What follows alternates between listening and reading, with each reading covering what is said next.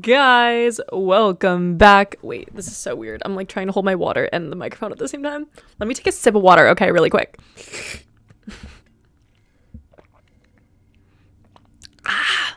Today's beverage of choice is water because today's episode is that I need to calm down. Okay, I need to calm down. Today we're going to be talking about, well, hey guys, first of all, I always jump right into it I always forget to give you guys like my life updates. So let's talk about that first. I am doing swag, YOLO. Oh my gosh. Guys, every time I wait too long to film a podcast episode, I literally like forget how to speak. Anyway, I am doing great. It's mid-July. How the hell did we get here? Oh, how the heck did we get here already? I feel like just yesterday it was late nights in the middle of June. Anyway, I'm doing good. Like, I actually feel like my mental health's like really good right now. I haven't been that anxious recently, but I think I know what it is. Every time that I like give myself something to look forward to, I've realized that I get less anxious about everyday life. So I recently just booked my trip back to LA. So I'll be back in LA in August. I'm so excited. And then I have a fun trip booked in August in between LA and something else. I'm just like killing, like I'm so happy right now. I'm so grateful. Life is going good. Last week I was in Florida and it kind of changed my whole perspective on life. I'm like, wait, do I want to live in Florida? Because all of a sudden I'm like, these people are onto something. You guys live by the beach and it's hot and it's nice all year round. The only thing is like it's super humid and my hair girl did not like Florida, but it's like really nice to live right by the beach. And like when you're in LA, like no one really goes to the beach, which is weird because LA is only like 20 minutes from the ocean, but like no one really goes to the beach. Anyway, going to Florida literally changed my whole perspective. I was like, wait, should I live in Florida? So now I'm thinking about living in Florida, guys. Let me know what you guys think on that. Do I belong? Where do you guys feel like I belong? Anyway, do you ever feel like you belong in a certain state? Right now I feel like it's LA, but I feel like I might be a Florida girly too because I really love the ocean and I really love beach content. Anyway, so I went to Florida. That was amazing. Went for the 4th of July. I just got back and that's why I missed a week at the pod. But here we are. And today we're talking about feelings. I know. I literally want to vomit thinking about this. But listen, I don't know. You guys know that I've been, in my single era for a while. I've went through my breakup in late October, early November. So we're hitting the 6-month mark. And when you're single for a while, you think about the idea of potentially ever being with someone else. And it is scary, especially when you like get out of a longer relationship or you haven't had feelings in a while. I feel like it's like the scariest thing all of a sudden. Like I was in a 3-year relationship, you guys, 3 years. So it feels like a lot to just date someone new, or like even the idea of liking anyone else is just like, it makes me want to vomit. So that's where I'm at. And I thought I would talk about this because this is such a funny topic to me. Like I'm at the phase of my life where I would rather vomit than catch feelings. And I think that's so funny because I think that like so many of us get to this point where we're like, that's disgusting. But I just want to talk about catching feelings in general, crushes in general, the general vibe of that and how it can kind of destroy you, what's kind of good about it, what's good about being in your single era, why it's not so good.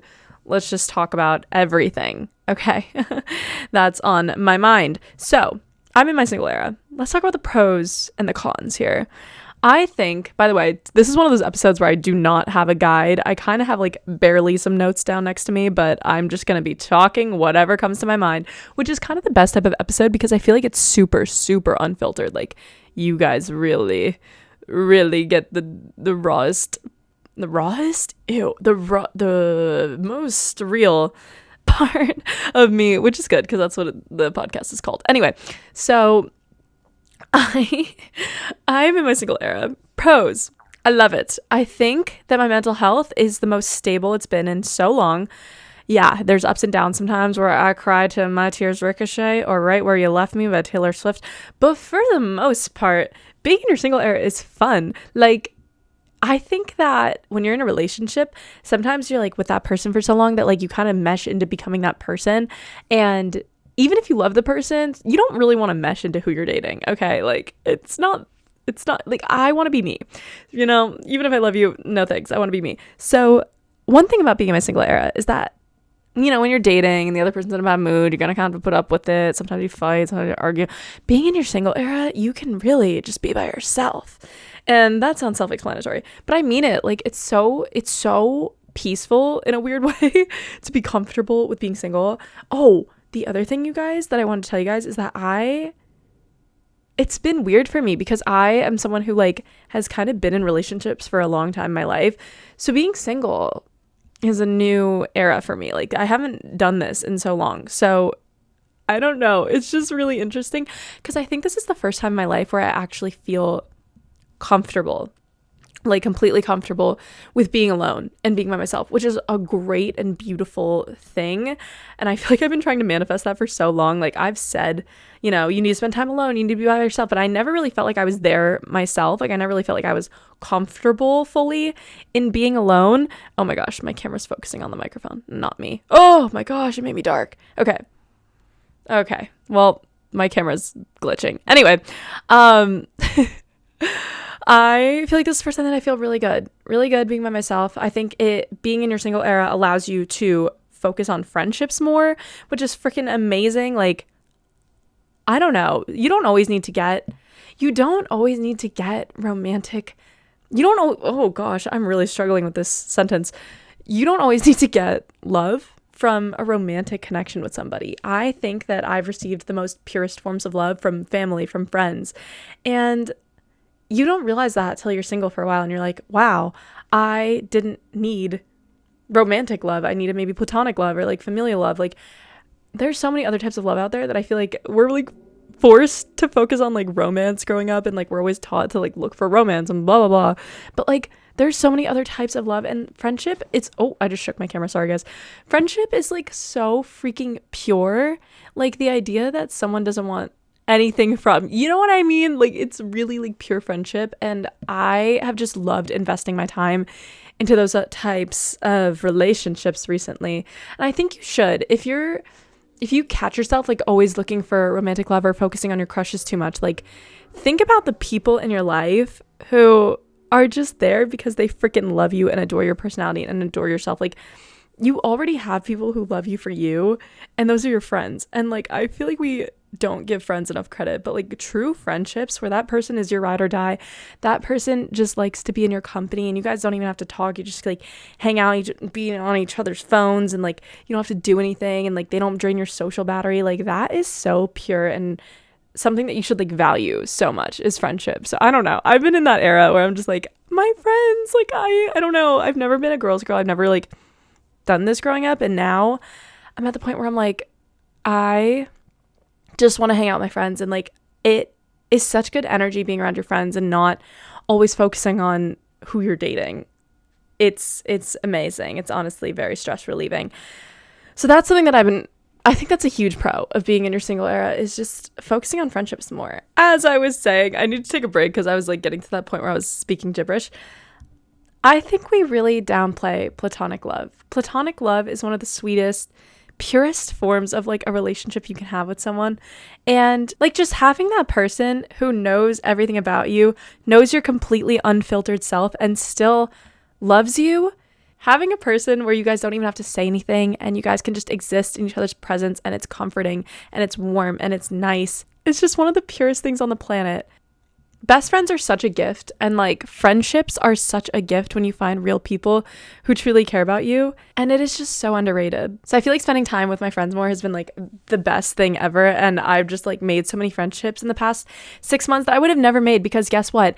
Another pro of being in your single era is that it pushes you out of your freaking comfort zone. You have to go and like meet people and like do things and like exist on your own as a person. And it's introduced me to so many opportunities and people and events and things that I probably wouldn't have gone to if I was in a relationship. Now, listen, that doesn't mean that you can't be in a relationship and do cool things. You definitely can. But you know that like, when you're into somebody and you guys are dating for the first time and like stuff like that, it takes a lot of your time and effort and mental capacity. And so that is just something to keep in mind, is that it's kind of fun being in your single era. And I feel like there's such a narrative nowadays where it's like, oh, if you're single, your life is sad. Like, no, I actually feel like it's so fun. And I don't know. I kind of prefer it at this point. And that's what I was talking about in the beginning of this pod so far, where I was like, catching feelings makes me want to vomit, because the idea of catching feelings is so freaking overwhelming and great that it is scary. It is literally scary.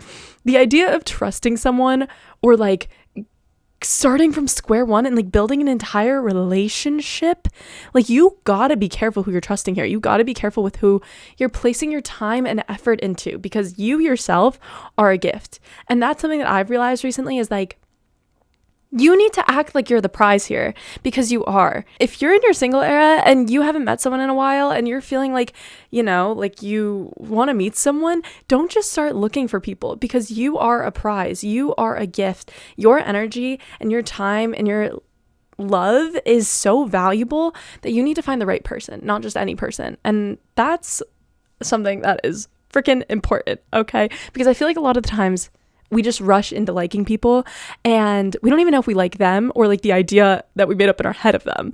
And that is so dangerous, because then you get attached. And if you're like me, once you get attached, it's just like 0 to 100, and you suddenly like that you think about them all the time, and it is dangerous. So now I'm trying to be super careful with who I like and who I spend my time with. And I think you should too, because at the end of the day, you are a gift, and you need to treat your time and energy like it is a gift to somebody, and make sure that the person that you like is truly worth it. I have a weird relationship with crushes, because I feel like it's the best, but I also feel like it's the worst thing in the world. Whenever I like someone, I feel like it is so fun. Like, I don't know, that initial rush of like liking somebody is like the best feeling ever. It's so much fun. When I was in school and like growing up, I always wanted to have a crush, because whenever I didn't have a crush, I would be freaking bored, because they just make your life so much fun, because you can romanticize random crap. And like, even if you have a little interaction where they like bump your shoulder, you're like, oh my gosh.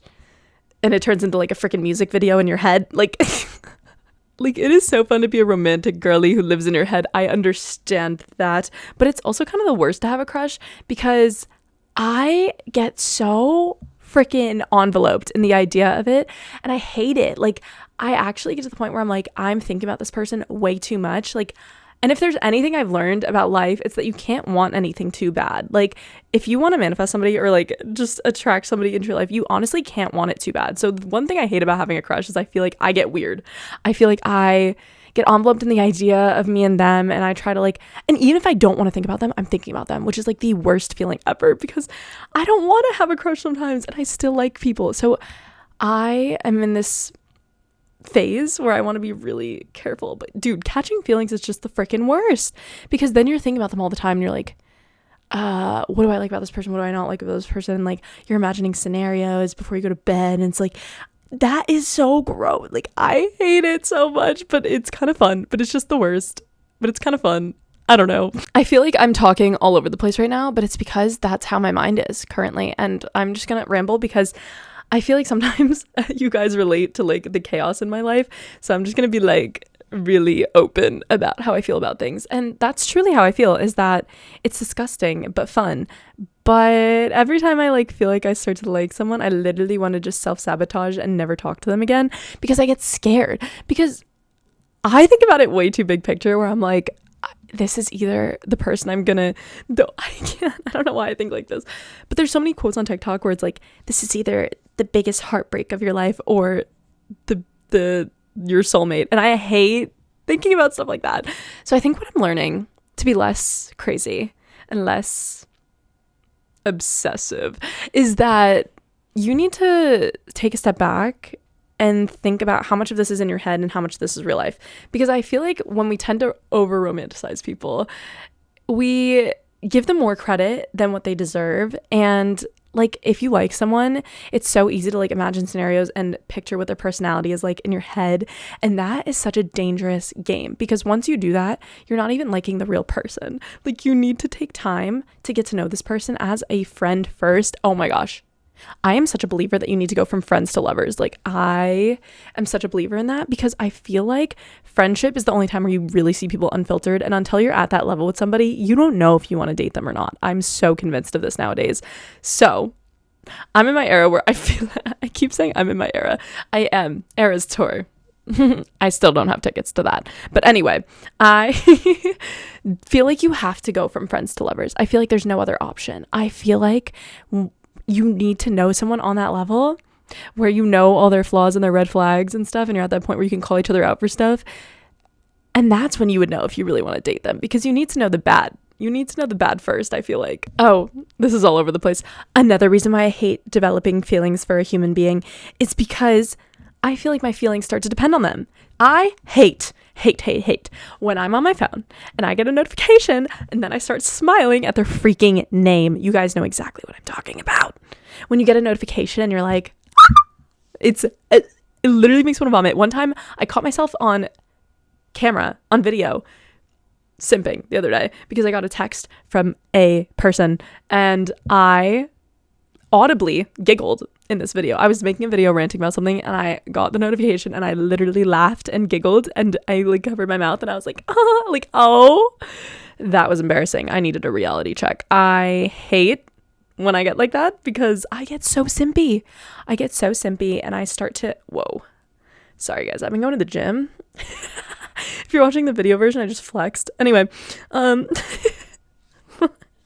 anyway, I'm crazy right now. I just hate the fact that somebody can have power over me to like, I'm smiling at their texts or I'm laughing when they call me or like, I hate that. That gives me the ick. Like, oh my gosh. Ooh, another reason why it's really hard for me to catch feelings is because I feel like I get the ick so fast from people. Like, oh, I'll give you guys story time. One time I was in LA and I was going on a date and the guy took me to Starbucks. We'll call him Peter. That was not his name. The guy took me to Starbucks and we were getting, well, I was the only one getting Starbucks. Red flag, first of all, because if you don't like coffee, you don't like me. Okay. Anyway, I was getting coffee and he wasn't. So he was just like chilling. And then I finally got my drink and I'm walking back over to him and okay, do you guys know how Starbucks has like the big like high top type tables with the little stools next to it? So it's not like a regular table, it's like the high top next to the window and then there's stools lined up next to it. He was like leaning on this stool trying to look super cool, super chill. And then I walked over with my drink and I was just gonna walk out of the Starbucks and he tried to follow me out, and I guess when he was getting up from his like cool person stance on the stool, he like tripped over the stool and it was so embarrassing. Like I remember immediately just getting the ick. I was like I don't even think I asked him if he was okay. I think I just kept walking because I'm terrible. But like literally just seeing the man trip over the stool gave me the full ick and I was done. So that's how fast I lose feelings for people, which is kind of scary. But I don't know. I don't know. The thing with me is I also like a very specific vibe of person. Like it's not something that you can like do or say that makes me like you, but it's like your vibe. And I don't know how to describe it, but that's also really hard for me because when I find someone who like meets that vibe criteria, I end up liking them a lot, which is not good. It's not good because I just need to learn how to like people slowly. I think that's my problem. And that's why I wanted to make this podcast, because I'm like, I know someone out there feels like this, where you just get like obsessive too quickly, or like you make up their personality in your head and you don't even know if you like the real person or like anything like that. I'm saying like so much in this podcast. I am so sorry, guys. This is what happens when I don't come up with a script, and it's not really advice. This is more of a ranting episode. So I'm ranting. Okay. This is how I rant. But like literally play Mastermind by Taylor Swift. Like that is me. Mastermind by Taylor Swift is literally me. I feel like I plan things out too much in my head, or I'm like self-sabotaging, or I'm like, I don't know. I feel like I'm so like, I calculate so much in my head when I like someone to see if it'll work or not, that like, it's just not natural anymore. I'm literally Mastermind by Taylor Swift. Like it is bad. So I made a list. I made a list of things to keep in mind before you like someone, just to help us girlies out. This is low key for myself too, but just to help you guys out. If you feel like you're liking someone, but you're not sure if you should yet, or if they're worth your time, it's really easy to be like, make sure they're worth your time, or like you're the prize, but you don't know how to actually like act like it. I'm going to help you out. Okay. I was having this talk with my friend Gabby the other day, and it literally put so much into perspective for me. She said, Niki, just because he has a good personality does not mean he's a good person. That literally changed my whole perspective on things. I was like, whoa. Just because the guy who like has a good personality does not mean he's a good person. Make sure he's a good person before you invest your time into them, because just because they have a good personality, it's really easy to fall for like charming vibes, Prince Charming vibes, where they're really like smooth and slick and funny. But just because they're like funny, just because they're like charming, doesn't mean they're a good person. And that was really a wake-up call for me. Another thing that I've learned personally is to keep track of red flags. Keep track of red flags. Even if they're small, keep track of red flags. I feel like when you first like someone, you let little things slide just because you think they're cute, and like you're like, oh, haha, he didn't mean that, or like, oh, I don't know, I can deal with that, or I'll look past that. But sometimes the little red flags are literally the reason you break up later on. I'm not even kidding. Like sometimes you can literally see things coming from the very beginning, but you ignore it because you're like, oh, it doesn't matter that much. Like I like them, blah, blah, blah. Literally, those are usually the things that snowball over time, and they're like part of the reason you break up sometimes. So keep track of little red flags. Another thing I would say is make sure your goals generally align. And I'm not saying that you guys have to want to do the same things in life or anything like that, but if you're a driven person, make sure you're liking a driven person. Like you don't have to want to do the same thing at all, but make sure someone matches what you want to be doing, because in general, the people you surround yourself with are the people you become. So if you're catching feelings for someone and you're like a driven girly and they don't have any aspirations, it's gonna freaking rub off on you, okay? And we're in our girl boss era. We don't need that energy. So, and please think about whether you actually know them. This one is freaking huge, okay? It is so easy to meet someone, have a few interactions with them, and like literally create scenarios in your head and be like, I like them already. That's what I did before in my life, and it did not turn out good for me, because guess what? I literally got attached to the personality I made up in my head instead of who they were, which is insanity. Like it doesn't even sound real, but it happened to me. So you have to know, do you actually know who this person is, and get to know their personality? And this goes back to the friends thing I was saying earlier. I think you have to be friends to lovers, literally, because you need to know this person's flaws and who they are and their actual personality, unfiltered, and their actions. How do they treat you? Unfiltered, not with the fake scenarios you made up in your head, but like, who are they actually? That is so important, guys. That is, you can not just like create fake scenarios, bro. I'm sorry. It is so tempting, but like, look at them unfiltered. How do they treat you? Who are they? What do they like? What are their goals?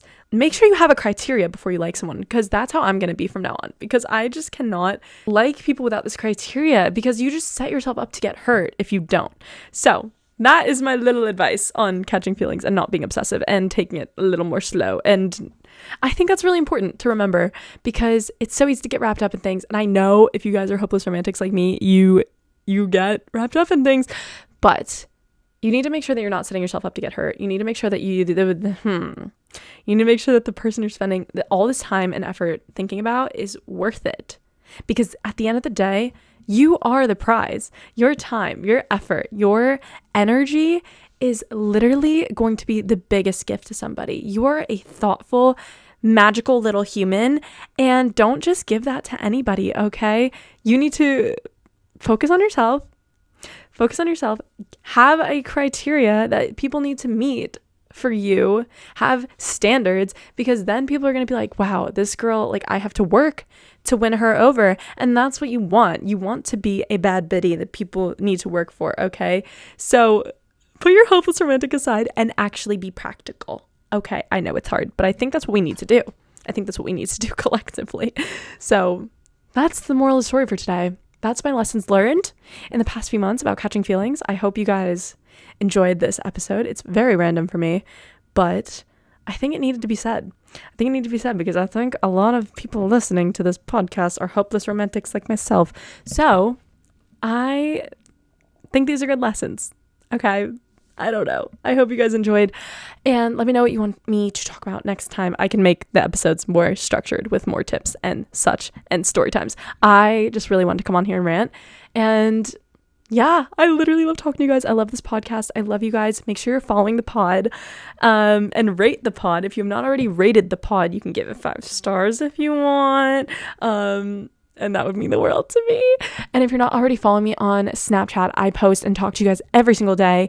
Instagram, I usually ask you guys for suggestions for the pod and such, and I post my outfits, and it's kind of fun, and I've been trying to work on my Instagram. And TikTok, of course. Follow me on all of those, and subscribe to the YouTube if you're not already subscribed. I love you guys, and I'll talk to you soon. Gosh, I miss these podcast episodes, guys. Okay, I love you. I'll talk to you soon. Bye.